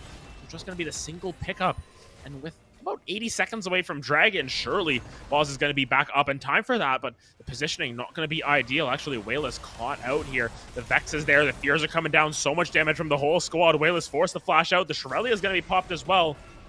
Exithy even just gonna dodge away, gets that blue buff and escapes with their life. But all of a sudden, Pace just playing as this death ball, moving as 5, and starting to find some relative success, all things considered, with this sort of playstyle. At the same time, we have RPI getting the tower on the top lane is going to be possibly an objective bounty here in the mid lane as soon as the Steel One falls as well for Pace. But it's really nice for RPI how they're able to convert things all throughout the map when the other side is falling. So you had the jungler being shut down, but you took the top tower. You're pushing so fast on this one. You have the Zed. You have the presence and the fear that a Zed can put onto any ADC. And you have to be careful about your positioning. And even though you had Pace so comfortable on that jungle, you're gonna see RPI just whipping away, getting the control wards in the river, and being able to get the dominance on the pit once again. 8 seconds, but it's Wailers on another 1v1, but this time against Kasai. Yeah, and Cassante actually just gonna dash into that Horn, unfortunately. Gonna just be the Rift Herald pot, but look at what they're doing on the opposite side of the map. Zaxxon has almost no health, though. This is gonna be a little bit risky. They're trying to go for a desperation Baron. It's gonna be Dragon taken on the opposite side as well. The Rift Herald was popped, and while the wool is pulled over their eyes, it's gonna be the tower collected, or the Baron collected by the side of Pace. They're gonna get the reset down in time, but that Rift Herald is still full health and charging its way down to this tier 3. At what cost is that Baron? It's the Dragon, it's Soul Point once again for RPI, and potentially an inhibitor turret, although mid needs to be careful, taking a decent amount of damage. The Ghost's gonna come down, the Spin not gonna find too much damage, and Zaxxon finds their second kill of the game. It's a tower in that mid lane as well, and the macro play, is that the right call at the end of the day to go for the Baron? You get it for now, you stall out the game. Will that win you the game? Yet to be determined. I think this was a good call because they were able, I mean, it was very close. It was very risky. So we got to give them that for being able to be a little confident. Oh, Nitro, don't be overconfident though. You have the backup of your teammates. You're going to have to burn your ultimate there. But as I was going to say, they took down those towers, but they have the potential of coming back. And they are doing so really nicely. They have the TP coming in too. So that's going to be great positioning from Pace. So answering your question, I like the macro play they had going on. Yeah, I mean, it's working out. Sort of they're reaping the benefits of that now. They picked that up and they've closed this gold lead down to 2K, but the Ornhorn comes down, lands onto 1, not quite the strike they were looking for, but going golden is the Vex. Caprajack gonna go down, and now you gotta be so careful. Exithy is all the way in that backline, drops down the ultimate on the Zaxxon. Zaxxon doesn't take a whole lot of damage because of that exhaust, but the knockup coming down onto the Cassante. Gotta be so careful if you're Kusai. You know, on the backside of this, Nitro looking for the damage, looking for anything that they can to get the kill onto the Karthus, but they are immediately shut down where they stand. Mid gonna find another one for themselves, and the Baron recalls gonna pull everyone back. It is a slight advantage over to the side of RPI in the fight. Nonetheless, it is still just duking it out. Back and forth these fights go. 3,000 gold lead here at 23 minutes. At the very least, Pace have lasted longer in this game than they did last game. Yeah, I will say, RPI at this point, they would definitely be ahead if had Pace not gotten that Baron for themselves, because they were on 3k gold ahead and they maintained themselves on 3k gold ahead. If they had not gotten the Baron, I think Pace would be on maybe 6, 7k gold behind. Because at this point, they got the objective bounties to maintain themselves on an equal 3k gold differential. They had the T2 in the mid lane. They got the Baron to not only push but also defend. So they were able to get those pushes on their towers in the base much more efficiently. And I think it worked out really well for them. At the same time, RPI was great on the team fights. They know what they can do, and they know how much their champions can deal of damage right now if they play correctly, and they did. So they, on their side, they did great on maintaining the lead. Yeah, it really just comes down to if they can sort of keep the door open for themselves can pace, but RPI, they're still looking for these fights mid, just walking forward so aggressively. The Ornhorn gonna come down. Nitro gets knocked up, but it's a huge ultimate coming through from the Karthus as Nitro gets taken down. Capperjack able to reply in kind on the backside of that with a Shadow Surge, but this front end of the fight is looking oh so challenging. The knockup's coming through from the Rakan. Wayless collects another one. Exothete gonna drop down their ultimate, forces the Vex to go golden. What's the damage to come on the back end of this? Capperjack is trying to do exactly what they can, but there's so much damage coming through from Exothete nonetheless, and now Capperjack has to run, turn tail, needs to find a way out of there. Exothete has just a little bit too much damage, and despite the Zhonya's, still going to be a kill going to the Zeta. 3-for-1 for RPI, and they're breathing down the necks of pace. They're looking to take down some inhibitors there. That is exactly what they are planning to do with only the 2 tanks remaining. Oh my god, yeah, they're really wrecking this base down, and it's definitely due to the TP, the flank coming from Wayless there in the top lane. It was great, the Ornhorn. Oh, but the comeback from Pace is trying to do something here. The damage onto Pizza Pie is going to be too close, but not enough. But there's still game to be played. But Adam, RPI knows that this can be a little too harsh for them if they don't end this sooner rather than later. Yeah, they just want to get it over with at this point, you know. You've had your fun in the draft, you know, picking the Zeta ADC and all that sort of stuff. But at this point, you do need to consider what your late game holds. And specifically, your Siege is effectively 4 melee champions just running at them and hoping that your Karthus can provide enough, you know, very slow auto attacks on the back end to take down some of these towers. It's not going to be the cleanest of Sieges in any regard. Now, Wayless going to be forced to run away from Nitro. Boz, though, needs to be the one that's careful. But look at the damage coming through from this Karthus.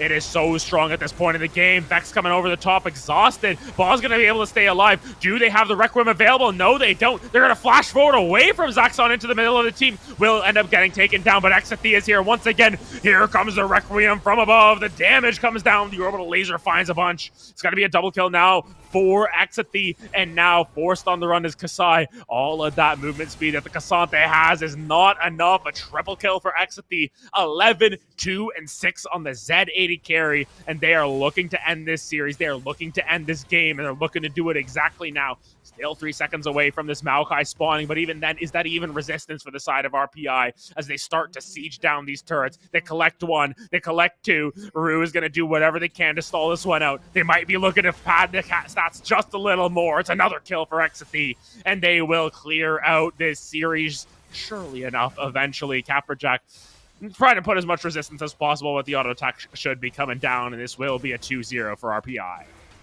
Yeah, it's a confirmed sweep for RPI with this absolutely unique and intriguing comp that worked out so well for them. You can see how that was definitely thought out. It wasn't something that they just pulled out of their hats in for this match. It was something that was premeditated. They knew how to handle that. They knew some of the spells to have on every champion. You had the on with the TP, and I think it was a ignite as well. It was something unusual. It wasn't a flash.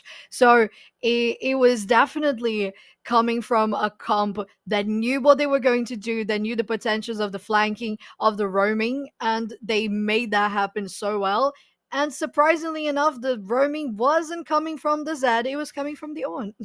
Yeah, it was a little bit strange to sort of see how that comp all worked out. At the end of the day, we thought it was going to be Karthus bot lane. Instead, Exothete says, you know what? I'm going to play all of those bottom of the alphabet champions there. The Zed comes down as the option. You know, the correct way to say the letter to begin with, but, you know, we won't get into those arguments here. You know, might be Canadian or something, you know, just a little secret of the trade. But nonetheless, RPI coming away with a 2-0 and honestly just so dominant from the get-go. It just seemed as if they had all the right tools, all the right gears in play. And of course, over 50 minutes of gameplay across 2 games. They were incredibly quick with their games, and they were overall rather clean.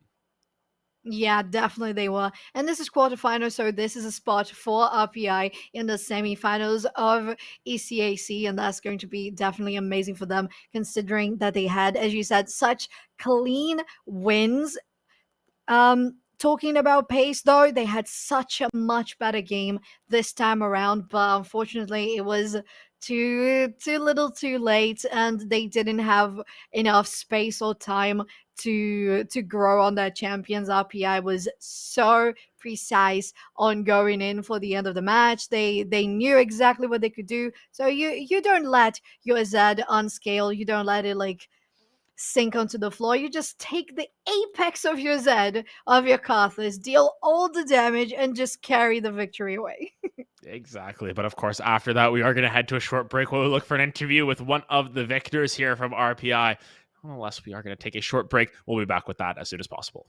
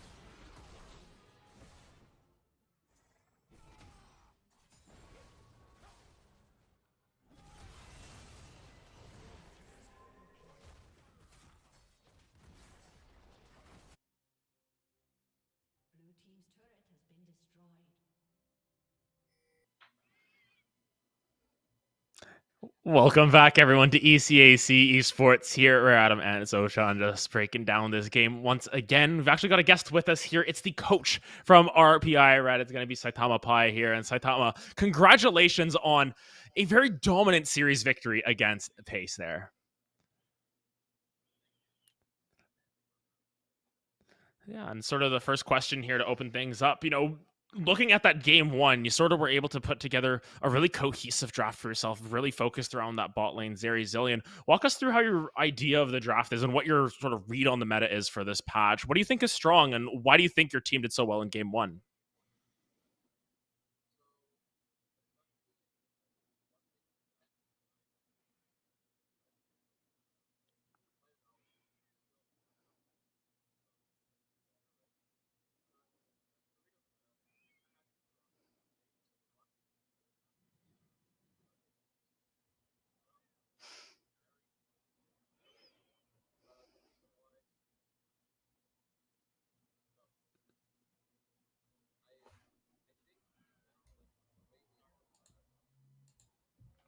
Oh.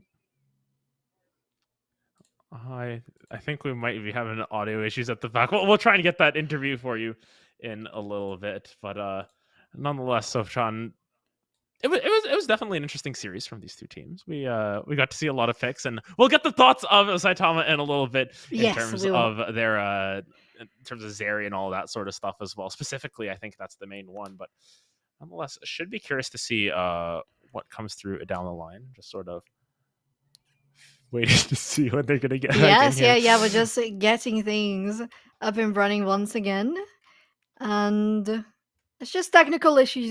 Anything that's different from that is definitely not on Twitch. Yeah, Everything that is technical issues happens to Twitch streams, so yeah, we're just according to normal.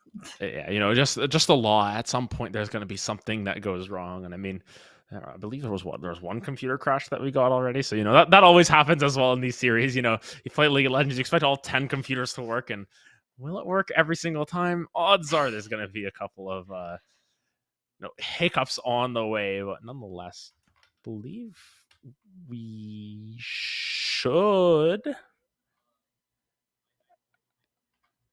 have Saitama back.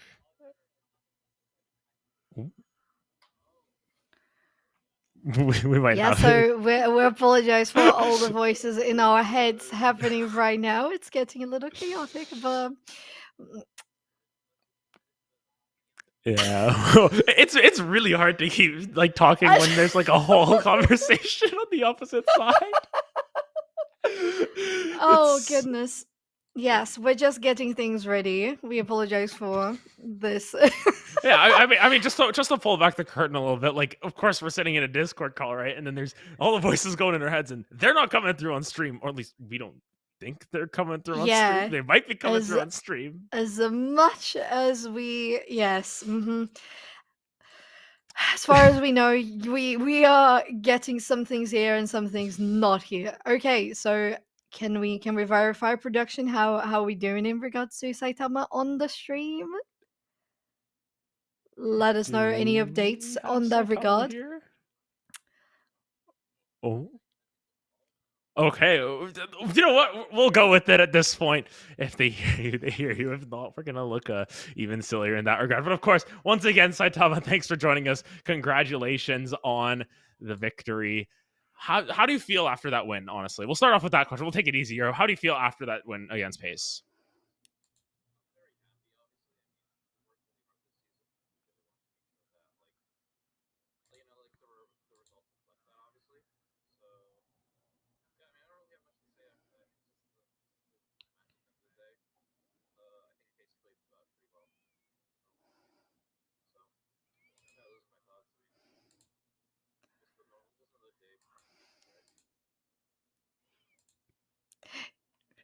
Yeah, well.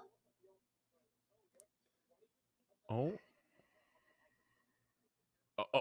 Okay, so apparently we're gonna do something really fun. Okay, I will repeat the question and we'll do it from there. This is definitely fun. Oh.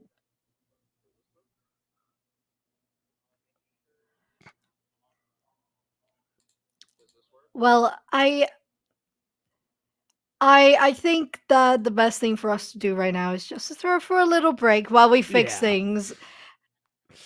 Oh. Oh.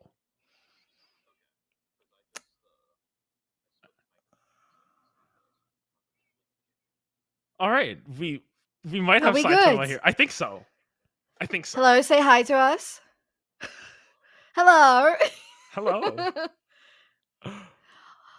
All right. I think it's best if we don't repeat the first question 3 times. We know that you guys are very excited about this, and that you think that Pace also was great in their attempt at getting the game into a game 3.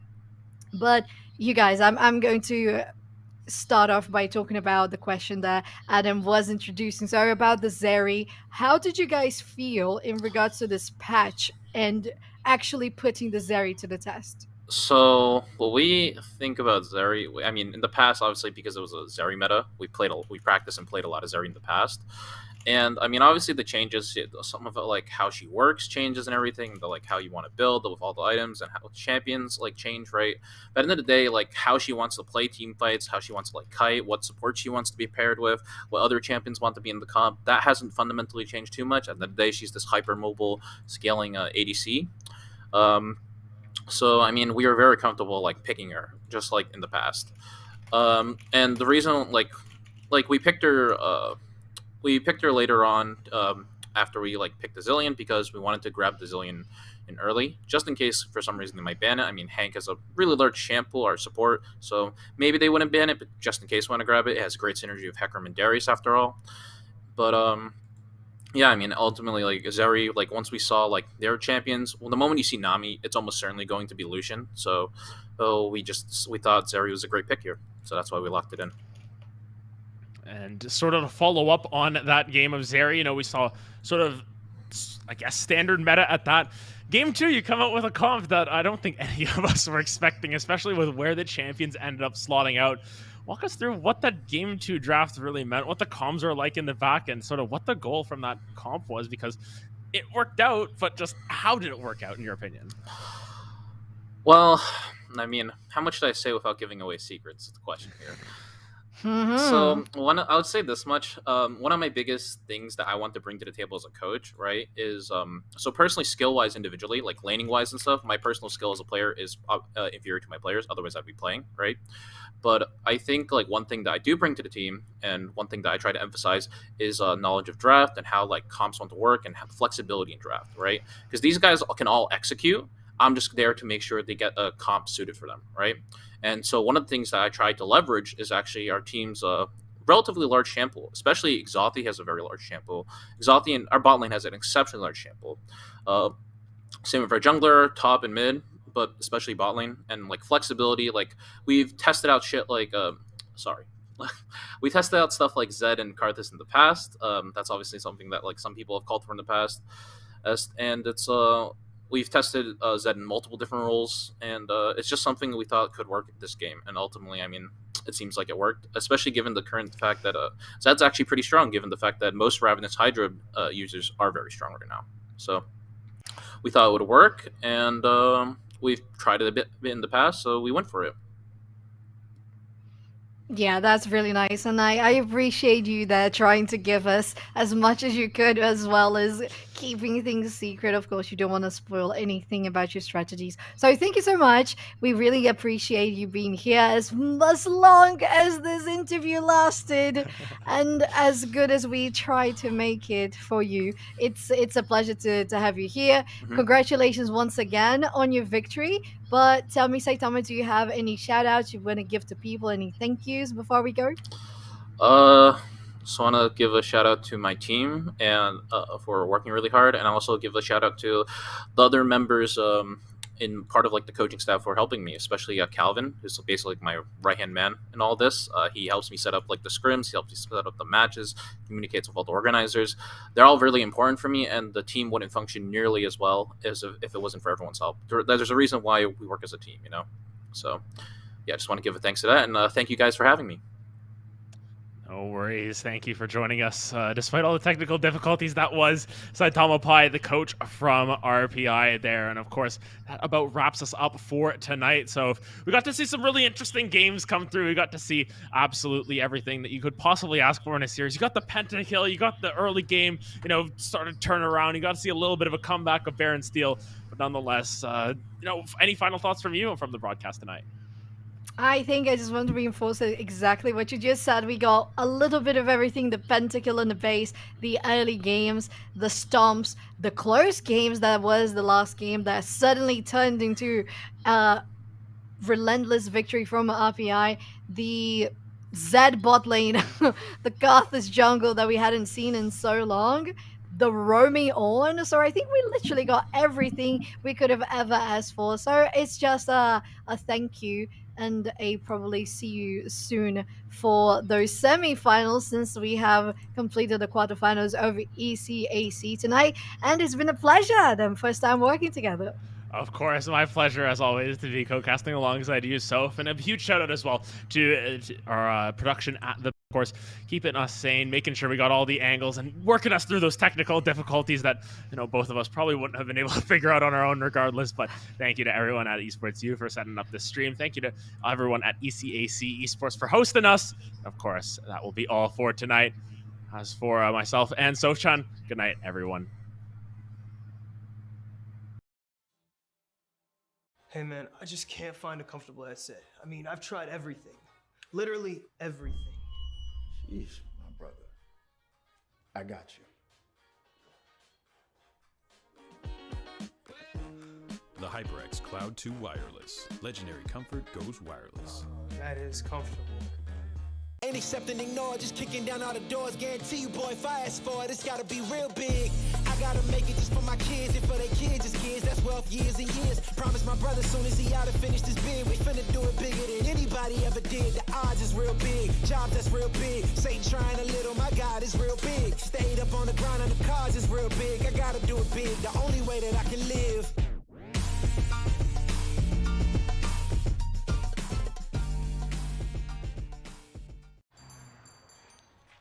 What will you like today? Another Cloud 2 classic? I'll stick with the usual. Maybe take a little bit off the sides.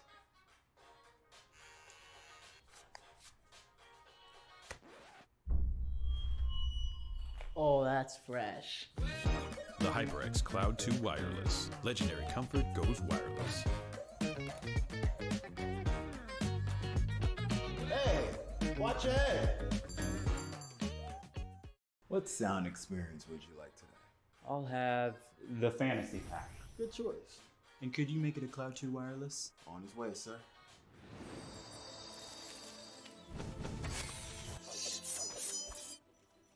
Sounds amazing. The HyperX Cloud 2 Wireless. Legendary comfort goes wireless.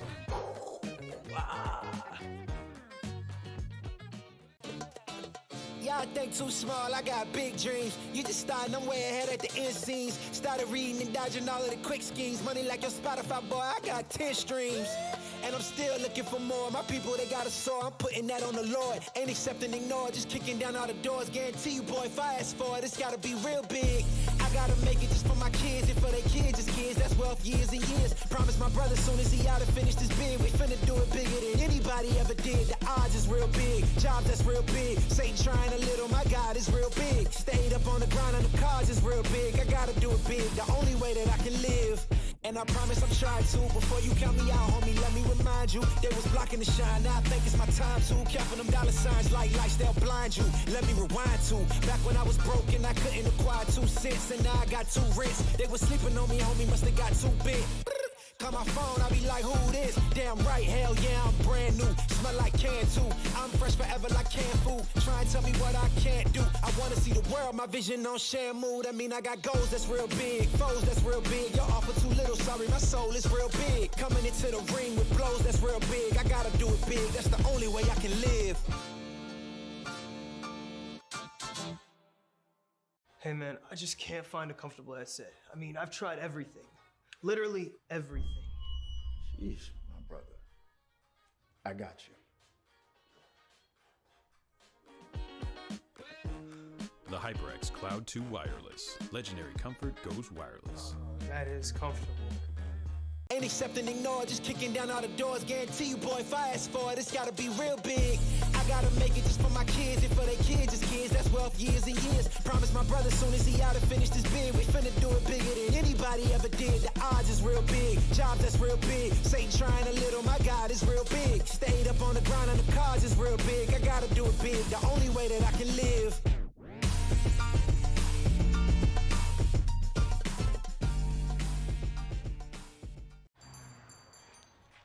What will you like today?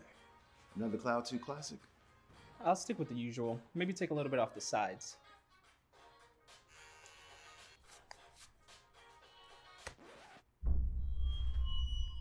Oh, that's fresh. The HyperX Cloud 2 Wireless. Legendary comfort goes wireless. Hey, watch your head. What sound experience would you like today? I'll have the fantasy pack. Good choice. And could you make it a Cloud 2 wireless? On his way, sir.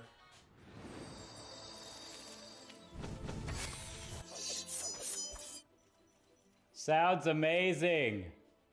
The HyperX Cloud 2 Wireless. Legendary comfort goes wireless.